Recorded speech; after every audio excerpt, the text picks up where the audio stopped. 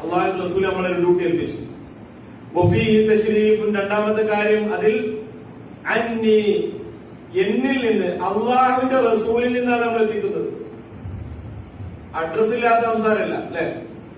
അഷ്റഫുൽ ഖൽഖായ സയ്യിദുൽ മുർസലീനായ ഖാതമുൻ നബിയ്യീനായ അള്ളാഹുവിന്റെ റസൂൽ മുഹമ്മദ് നബി സല്ലല്ലാഹു അലൈഹി വസല്ലമയിൽ നിന്നാണ് നമ്മൾ എന്ത് ചെയ്യുന്നത്, എത്തിക്കുന്നത്. പ്രവാചകൻ സല്ലല്ലാഹു അലൈഹി വസല്ലമയുടെ മാതൃക അനുസരിച്ചാണ്. അപ്പൊ അതിൽ തശ്രീഫ് എന്ന് പറഞ്ഞാൽ അതിലൊരു പ്രത്യേക ശ്രേഷ്ഠതയുണ്ട്. ഖൈറു ഉമ്മ കുൻതും ഖൈറ ഉമ്മത്തിൻ ഉഖ്രിജത് ലിന്നാസ് തഅ്മുറൂന ബിൽ മഅറൂഫ് വതൻഹൗന അനിൽ മുൻകർ. നിങ്ങൾ ഏറ്റവും നല്ല ഉമ്മത്താണ്. നിങ്ങൾ ജനങ്ങൾക്ക് വേണ്ടി ഉയർത്തെഴുന്നേൽപ്പിക്കപ്പെട്ടവരാണ്. നിങ്ങൾ നന്മ കൽപ്പിക്കുന്നു, തിന്മ വിലക്കുന്നു.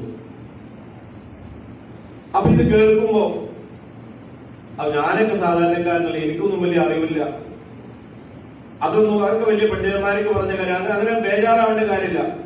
വലവു ആയ എന്താണ് വലവു ആയ എന്താ, ഒരായത്തെങ്കിലും. അപ്പൊ മൂന്നാമത്തെ കാര്യം ഫീഹി തസ്ഹീലുൻ, അതിൽ എളുപ്പമാക്കലുമുണ്ട്. കാരണം റഹ്മത്തുൽ ആലമീനാണ്, നമ്മളെ പ്രയാസപ്പെടുത്തൂല.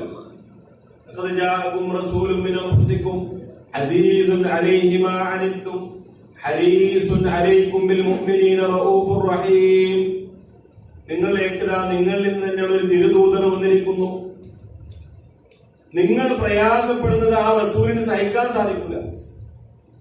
അങ്ങനെ സുല്ലാസുള്ള പ്രത്യേകത, തന്റെ ഉമ്മത്തിന് ഒരു പ്രയാസവും അവിടത്തേക്ക് സഹിക്കാൻ സാധിക്കില്ല. ഹരീസുൻ അലൈക്കും, നിങ്ങളുടെ കാര്യത്തിൽ വല്ലാത്ത ജാഗ്രതയുള്ളയാളാണ്.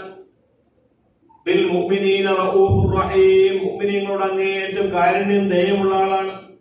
അപ്പൊ ഒരിക്കലും നമ്മൾ പ്രയാസപ്പെടുന്ന ഒരു കാര്യം അവിടുന്ന് കൽപ്പിക്കൂല.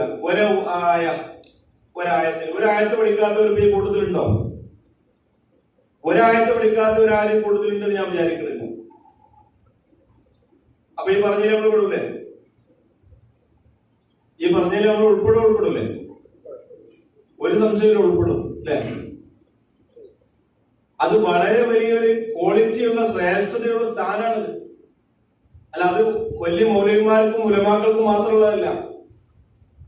മതവിധി പറയുന്ന ഒരു മതപരമായ വിഷയത്തിൽ ഫത്വ പറയുന്ന കാര്യം അത് ഉലമാക്കൾ ചെയ്യും. നമുക്ക് ചെയ്യാൻ പറ്റാം. ഉലമാക്കൾ പറഞ്ഞ തെളിവിന്റെ അടിസ്ഥാനത്തിൽ, ഖുർആന്റെ സുന്നത്തിന്റെ അടിസ്ഥാനത്തിൽ ഇങ്ങനെ പറഞ്ഞു.